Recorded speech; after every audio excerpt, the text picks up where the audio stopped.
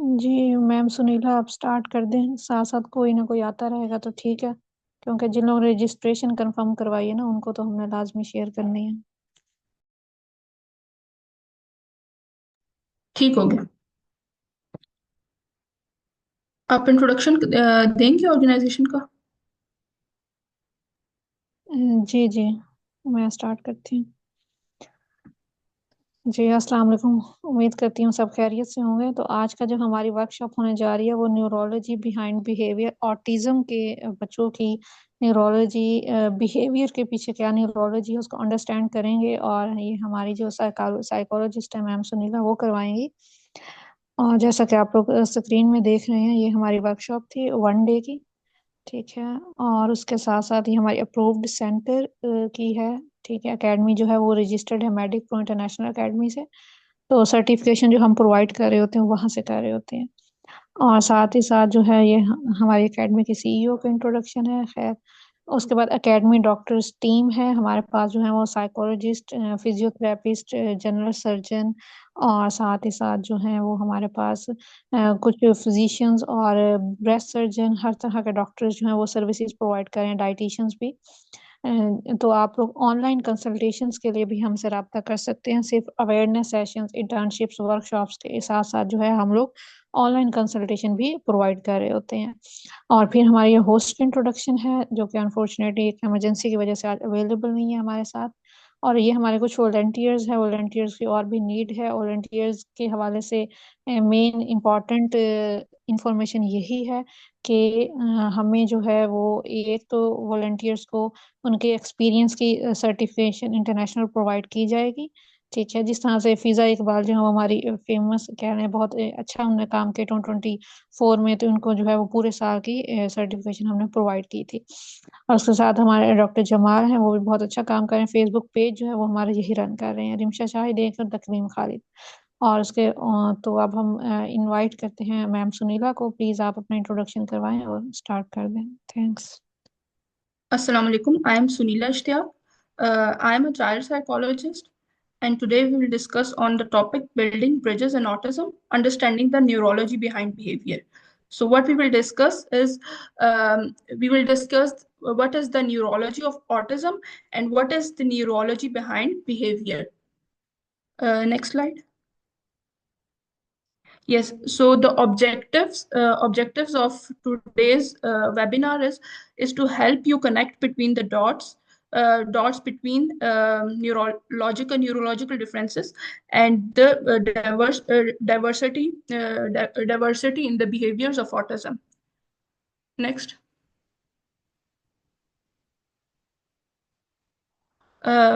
Now I have a quick poll that what are the primary challenges you are facing in understanding the autistic behaviors?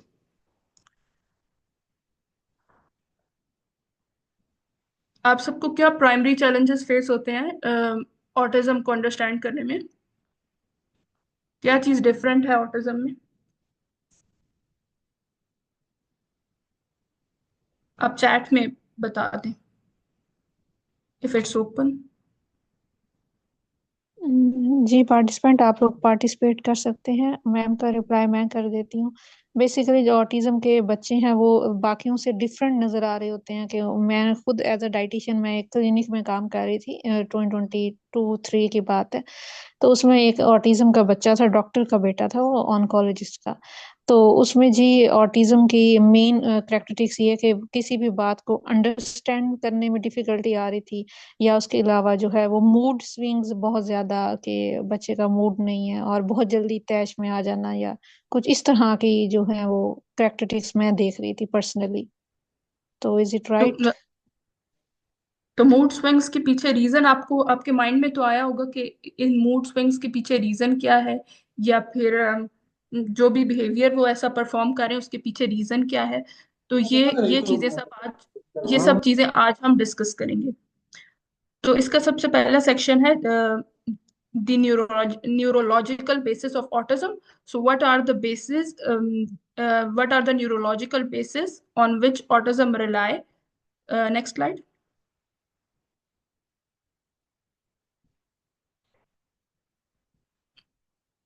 So first, I will discuss what is autism spectrum disorder. Autism spectrum disorder is a complex neurodevelopmental condition. So what is a neurodevelopmental condition? Neurodevelopmental means that while developing, during the child development, there are some issues in its nervous system.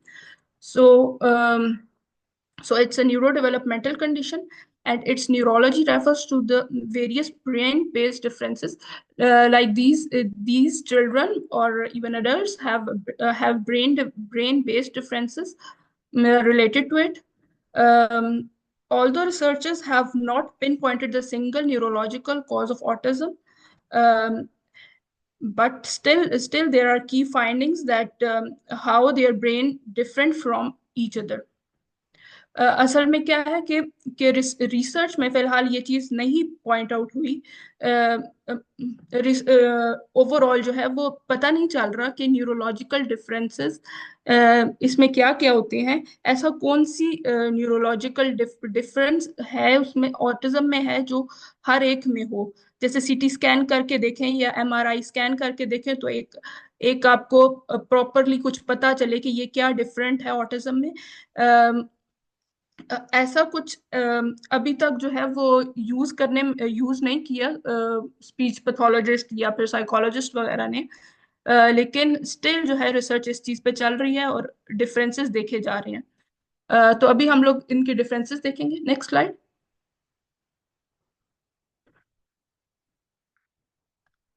The neurological basis of autism, brain structure and growth patterns, connectivity and network differences, synaptic function and neurotransmitter balance, genetic and neurodevelopment, immune system and inflammation, heterogeneity, and individual variability. These are the main points we are about to discuss in this part. Next slide. So children with autism, they have multiple studies researchers have conducted that shows that autism children with autism tend to experience faster brain growth during the first few years of life compared to those who doesn't have autism. And this rapid growth may lead to the atypical organization of neural circuits. क्या होता है कि autism में जो है वो brain जो है वो जरूरत से ज्यादा जल्दी जो है वो ग्रो करना स्टार्ट कर देता है। और जो जो रिसर्च में देखा गया है, और इस रैपिड ग्रोथ की जो है वो ये जो रैपिड ग्रोथ होती है ये न्यूरल सर्किट्स जो होते हैं ब्रेन के न्यूरल सर्किट्स उसकी जो है वो ऑर्गेनाइजेशन को खराब कर देते हैं। Next slide.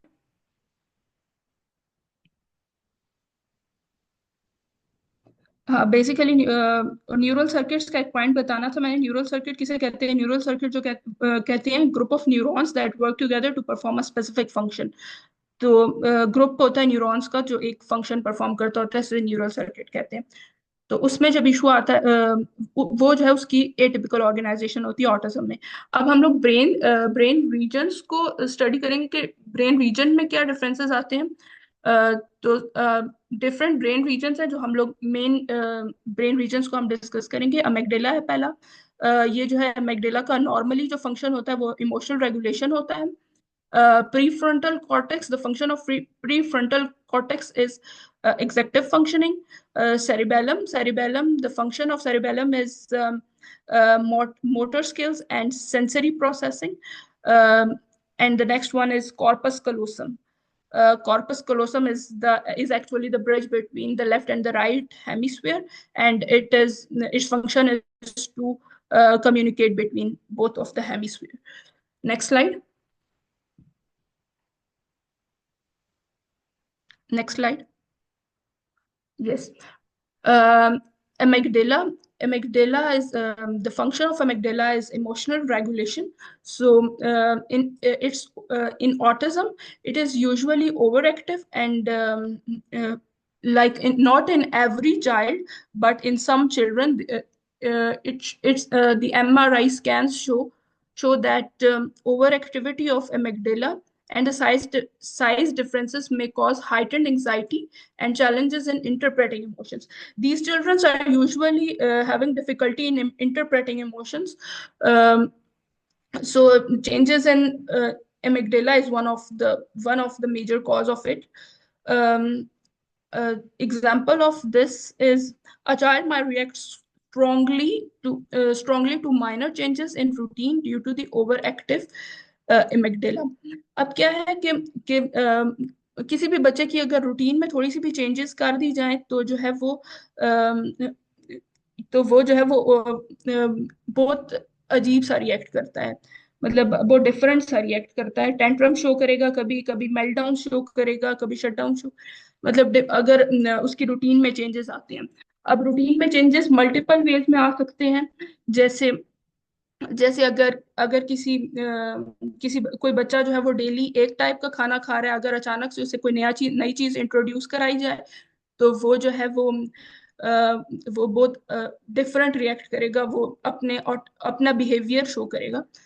तो इस तरह हो सकता है ओवर एक्टिविटी जो अमिगडाला की है या साइज डिफरेंसेस हैं, तो वो जो है वो हाइटेंड लेवल ऑफ एंजाइटी करते हैं। अब इस जो ये जो डायग्राम बेसिकली ये एक एमआरआई स्कैन है, और इसमें ये जो ऑरेंज और येलो कलर का पार्ट है ये इसकी एक्टिविटी बताई गई है। तो जो लेफ्ट साइड पे जो नॉर्मल ब्रेन है इसमें एक्टिविटी कम हो रही है, लेकिन जो ऑटिस्टिक ब्रेन है उसमें एक्टिविटी ज्यादा है। Next slide.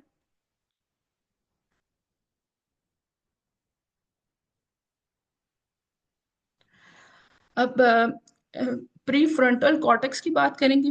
Pre frontal cortex का जो फंक्शन होता है वो एग्जेक्टिव फंक्शनिंग इसमें होती है। एग्जेक्टिव फंक्शनिंग जो है वो बेसिकली कहते हैं कि डिसीजन मेकिंग, प्लानिंग या सोशल बिहेवियर या इम्पल्स कंट्रोल, ये सारे जो होते हैं ये फंक्शंस होते हैं, ये इसको एग्जेक्टिव फंक्शनिंग कहते हैं। तो जो बच्चे होते हैं ऑटिज्म के साथ होते हैं उनका जो ऑटिस्टिक उन ऑटिस्टिक बच्चों का जो है इसमें इश्यूज आते हैं प्रीफ्रंटल कॉर्टेक्स में। तो एक स्टडी की गई थी जिसकी ये मैंने इमेज लगाई भी हुई है, अटैच की हुई है। इसमें इसमें जो है ये जो एक्टिविटी है, autistic participants have less brain activity than non autistic participants. अब एग्जेक्टिव फंक्शनिंग का इनसे टास्क कराया गया था बच्चों से, और उन उसका जो टास्क कराया था, फिर टास्क कराते वक्त उनका एमआरआई स्कैन भी किया गया। और जब एमआरआई स्कैन के रिजल्ट आए तो पता चला कि जो ऑटिस्टिक पार्टिसिपेंट्स हैं वो उनकी जो है वो एग्जेक्टिव फंक्शनिंग कम है compare to non autistic participants. तो ऑटिस्टिक पार्टिसिपेंट्स एक और भी चीज उनको वो स्ट्रगल करते हैं, अगर प्री फ्रंटल कॉर्टेक्स की जो है वो अगर उसमें इश्यूज आ जाए तो फ्लेक्सिबल थिंकिंग वो नहीं कर पाते। फ्लेक्सिबल थिंकिंग अब क्या है कि एक एक एक्टिविटी से दूसरी एक्टिविटी में ट्रांजिशन करना।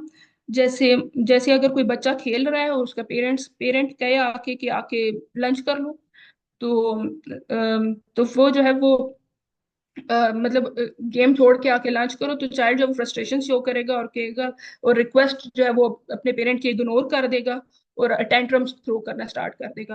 तो ये चीज होती है कि इनमें फ्लेक्सिबल थिंकिंग फ्लेक्सिबिलिटी नहीं होती।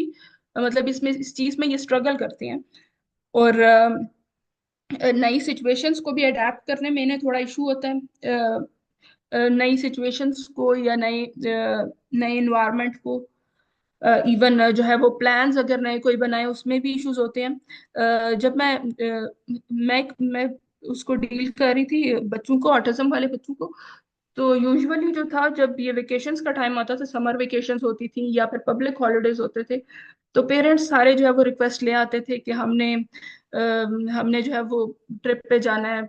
कोई नथिया गली कोई बताता था, कोई गिलगित बताता था, कोई अब्रॉड बताता था, ट्रिप पे जाना है। आप बच्चे का जो है वो माइंड सेट जो है अपना माइंड सेट बना दें कि वो किसी तरीके से चला जाए या वहां पे एडजस्ट कर जाए। तो ये चीज जो थी वो ये चीज जो है वो क्योंकि उनको डिफिकल्टी होती थी न्यू सिचुएशंस में अडेप्ट करने की, तो फिर ये इस चीज पे हम लोग वर्क वर्क किया करते थे। एटिपिकल डेवलपमेंट में contribute to difficulty in understanding social cues. अब क्योंकि एटिपिकल डेवलपमेंट होती है प्री फ्रंटल कॉर्टेक्स की, तो जो एटिपिकल डेवलपमेंट की वजह से जो है इन्हें सोशल क्यूज जैसे कि बॉडी लैंग्वेज हो गया, या फिर फेशियल एक्सप्रेशन वगैरह, इसमें जो है वो डिफिकल्टी फेस करते हैं। Next slide.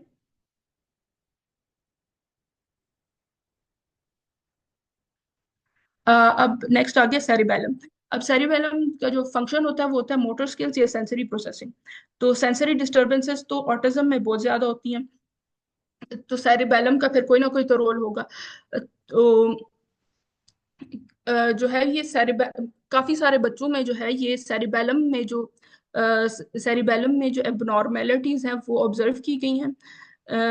ये जो डिफरेंसेस जो इसमें आ रहे थे उसकी वजह से बच्चों में क्लमजीनेस या फिर सेंसरी ओवरलोड। अब सेंसरी ओवरलोड क्या होता है कि कोई अगर कोई आवाज आ रही है तो वो जरूरत से ज्यादा बच्चे को फील हो रही है, या कोई ब्राइट लाइट है या कुछ इस तरह, तो आगे आंखों के आगे हाथ रख लेंगे, या या आवाज के लिए वो कानों पे हाथ रख लेंगे कि हम नहीं देखना चाहते। मतलब सेंसरी ओवरलोड होता है, जो जितने भी सेंसेस होते हैं ना वो बच्चा उस तरह एक एक नॉर्मल पर्सन की तरह ले नहीं पा रहा होता, एक डिफरेंट वे में वो ले रहा होता। इन बच्चों को जो है जैसे मोटर स्किल्स में है, तो मोटर स्किल्स में इन्हें ग्रॉस मोटर्स में भी होती है और फाइन मोटर्स में भी होती है। जैसे फाइन मोटर्स में अब हैंड राइटिंग में डिफिकल्टी आ गई, या फिर ओवरवेलम होना स्टार्ट हो गए, कि ओवरवेलम के जैसे उनके लिए too much to deal with the situation, with a particular situation उनके लिए ऐसे है। तो इसमें ये होता है कि जो है वो सेंसरी ओवरलोड भी होता है, नहीं उसमें जो है वो लाउड इन्वायरमेंट में जो है वो ऐसे होता है, ओवरवेलम हो जाते हैं। Next slide.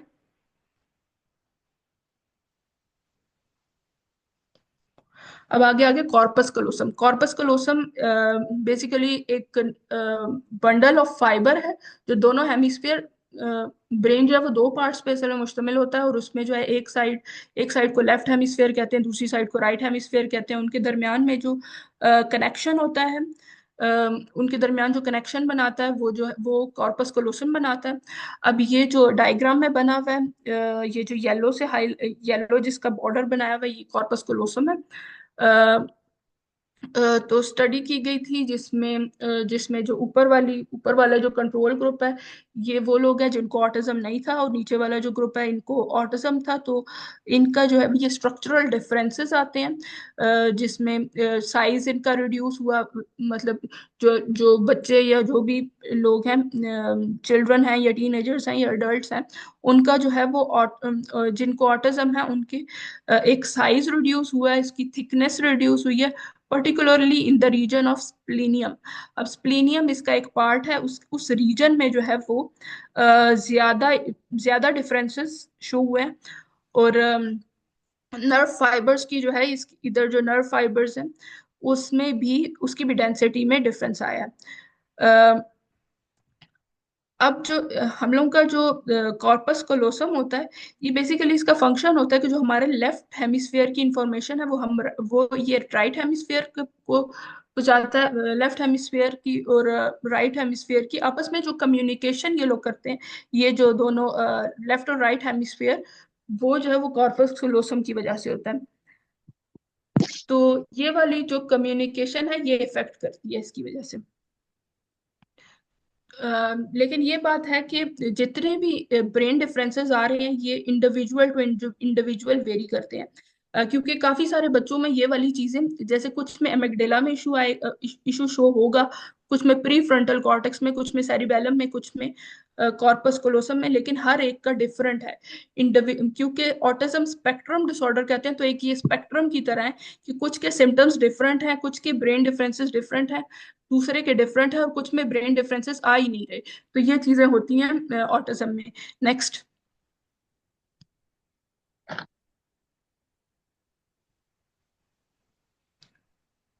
Next slide. Yes. Neural connectivity and network differences. अब जो जो न्यूरॉन्स में जो कनेक्टिविटी होती है, जब भी हम लोग जब भी कोई लर्निंग होती है या फिर हम लोगों की मेमोरी, मतलब कोई चीज हम लोग लर्न करते हैं, तो लर्न करने के बाद वो हमारी मेमोरी में चला जाता है। इस दौरान ये प्रोसेस होता है कि ये जो है ये न्यूरल कनेक्टिविटी डेवलप होती है, नेटवर्क फॉर्म होते हैं इसमें। तो अब ये जो इमेज है, इसमें जो राइट वाले में हाइपर कनेक्टिविटी हुई है। मतलब बहुत ही ज्यादा ये एक नेटवर्क, बहुत ज्यादा हाइपर कनेक्टिविटी इसमें हुई हुई है, और इसमें बहुत ज्यादा नेटवर्क्स बने हुए हैं। कंपेयर टू अगर हम लोग इसको करें लेफ्ट वाले में बिल्कुल ही नेटवर्क बहुत थोड़े से बने हुए हैं। और जो दरमियान वाला है ये बिल्कुल ये एक ऐसे पर्सन का है जिसको ऑटिज्म नहीं है। तो तो यही बात है कि जो लोकल हाइपर कनेक्टिविटी जो ये राइट साइड वाला है, इसमें ये जो है ये इनहेंस होती है न्यूरल कनेक्टिविटी। और और इसकी वजह से ये हाइटन अटेंशन टू डिटेल है। क्योंकि जो है ये जो ऑटिज्म जिन बच्चों को होता है, वो यूजुअली जो है वो बहुत ही ज्यादा हर चीज को अटेंशन देते हैं, फोकस, अटेंशन टू डिटेल बहुत ज्यादा उनका होता है। और इनके जिनके नेटवर्क ज्यादा हाइपर कनेक्टिविटी, इसमें सेंसरी ओवरलोड भी ज्यादा ऐसे बच्चे या ऐसे अडल्ट फेस करते हैं। फिर लॉन्ग रेंज हाइपो कनेक्टिविटी आती है। इसमें जो है वो वीकर कनेक्शंस हैं बिटवीन डिस्टेंट ब्रेन रीजन्स, और ये जो है वो इंफॉर्मेशन की इंटीग्रेशन में भी इफेक्ट करता है। मतलब आपके पास जो है वो आपको चीजें भूलती हैं या आपको उस तरह चीजें याद नहीं रहती। मतलब सीधी बात है कि मेमोरी फॉर्मेशन में इशू आता है, like social interactions and language processing. Language के काफी इश्यूज आते हैं, लैंग्वेज डिले वगैरह होता है ऐसे बच्चों में। तो जब बाद में जो है वो थोड़े बड़े होते हैं तो फिर लैंग्वेज प्रोसेसिंग का भी इशू आता है। Differences in how neural circuits are wired during the early development can affect everything from sensory processing to social behavior। मतलब ये जो न्यूरल सर्किट्स हैं, जिस तरह की इनकी वायरिंग होती है, ये हर चीज को अफेक्ट करता है। ये सेंसरी प्रोसेसिंग के मतलब आप सेंसेस को किस तरह ले रहे होते हैं, आप ओवरलोड हो रहा है या जो भी चीज हो रही है, तो आप सेंसेस को किस तरह परसीव करते हैं। तो ये सेंसरी प्रोसेसिंग को भी और इवन सोशल बिहेवियर को भी, कि आप जेस्चर्स वगैरह के अगले की अंडरस्टैंड कर रहे हैं, अगले का तंजो मजाक आप समझ पा रहे हैं कि नहीं पा रहे। तो ये जो है ये चीज ऐसे होती है। Next slide.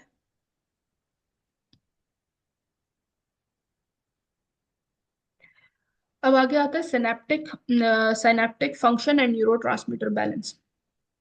अब साइनैप्स क्या होता है?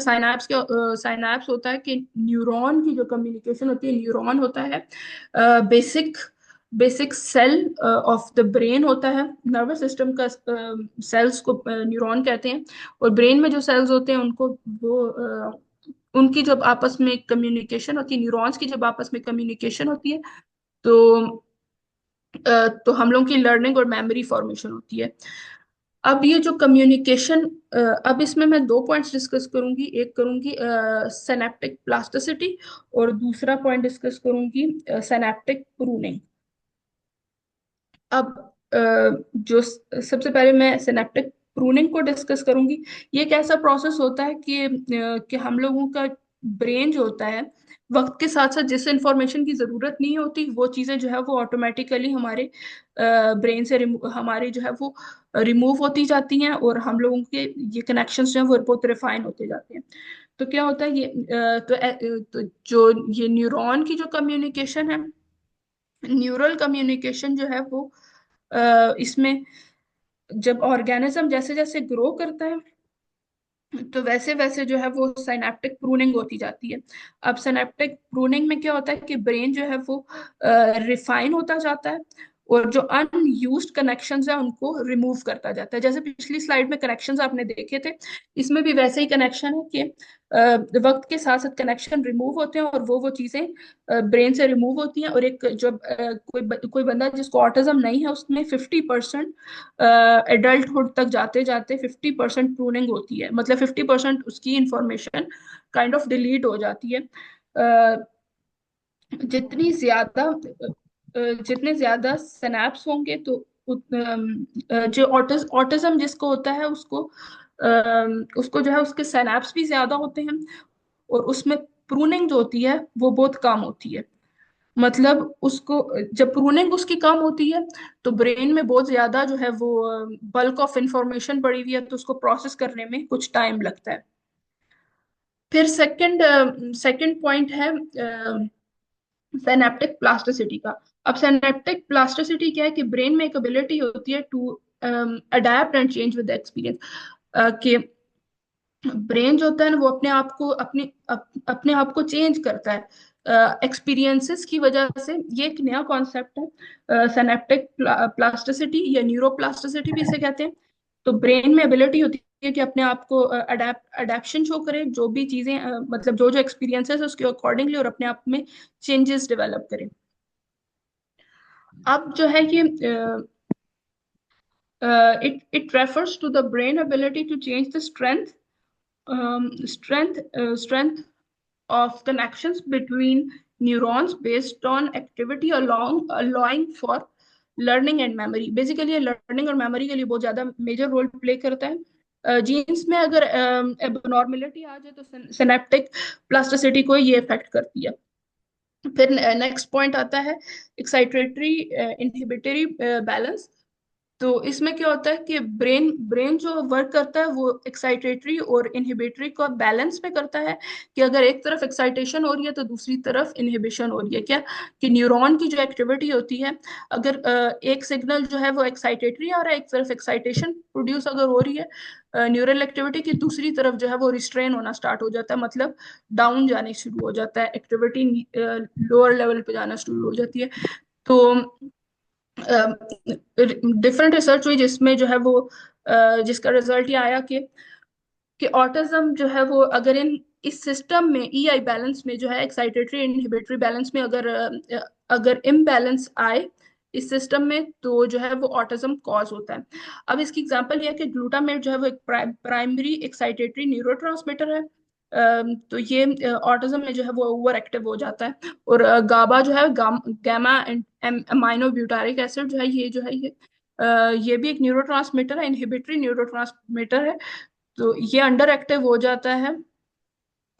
It's it's signalling may be less effective. मतलब ये जो सिग्नल प्रोवाइड करता है वो जो है वो अंडर एक्टिविटी की वजह से जो है वो उतनी इफेक्टिव नहीं होती। इसकी इम्बैलेंसिंग की वजह से ये ई आई ई आई जो है, ये जो एक्साइटेटरी इनहिबिटरी है, इसका जो इम्बैलेंस जब होता है तो फिर ऑटिज्म वाले जो बच्चे होते हैं, एडल्ट होते हैं, इनमें इनमें जो है वो सेंसरी सेंसिटिविटीज आने शुरू हो जाती हैं। सोशल इंटरेक्शन में डिफिकल्टीज आने शुरू हो जाती हैं, और स्टिमिंग या हैंड फ्लैपिंग वगैरह जो ये बिहेवियर्स होते हैं, इस भी रेपिटेटिव बिहेवियर्स ये आने स्टार्ट हो जाते हैं। नेक्स्ट।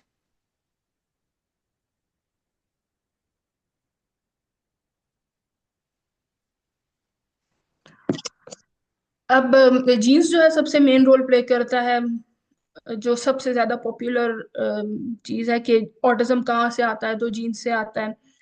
किस वजह से ऑटिज्म हुआ, जीन्स की वजह से हुआ, क्योंकि ब्रेन स्टडीज इतनी इनफ नहीं है कि या इतनी वैलिडिटी उनमें उस लेवल की नहीं है कि आप जो है वो सब पे जो है वो जनरलाइज कर सकें।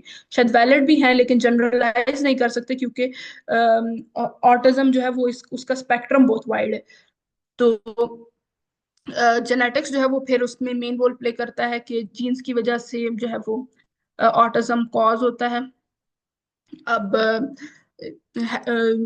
hundreds of genes have been associated with autism, and many of which are involved in the brain development, synaptic function, and neuronal communication.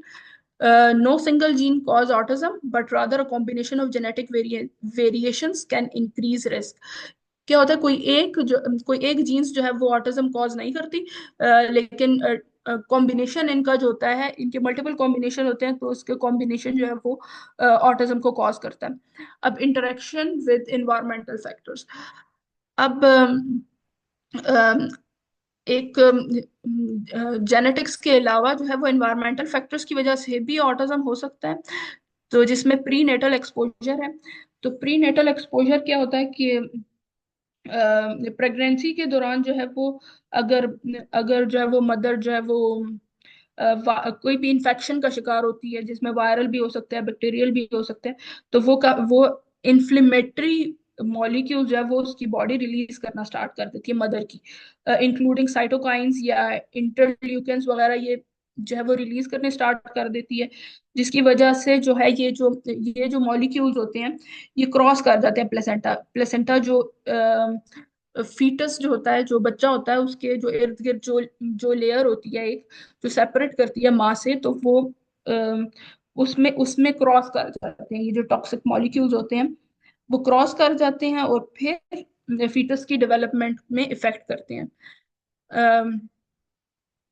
ये इसकी इम्यूनिटी को इफेक्ट करते हैं, ये जो फीटस की इम्यूनिटी को बेसिकली ये इफेक्ट कर रहे होते हैं मदर को अगर कोई वायरल वगैरह इन्फेक्शन होता है। बाकी और प्रीनेटल एक्सपोजर ये होते हैं कि अगर जो है वो मदर कोई मेडिसिन ले रही है, एंटी डिप्रेसेंट्स ले रही है, एसएसआरआई वगैरह, या फिर एपिलेप्सी की मेडिसिन ले रही है, एंटी सीजर ड्रग्स ले रही है, या फिर कोई उसका इंटरेक्शन हो रहा है हैवी मेटल्स के साथ, या फिर पेस्टिसाइड्स या पोllutants वगैरह इस तरह की चीजों के साथ अगर उसका इंटरेक्शन माँ का हो रहा है, तो फिर भी चांसेस हैं कि उसे ऑटिज्म कॉज हो सकता है। ये एनवायरमेंटल फैक्टर्स।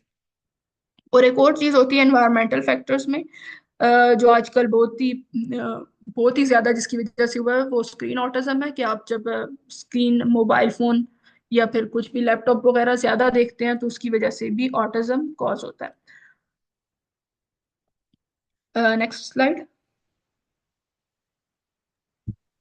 नेक्स्ट हम लोग बाद में देखते हैं, आफ्टर 1 मिनट ना मीटिंग में एंड कर रही हूँ, दोबारा से इसी लिंक को ज्वाइन करना है सब, ठीक है। ठीक है। ठीक है। थैंक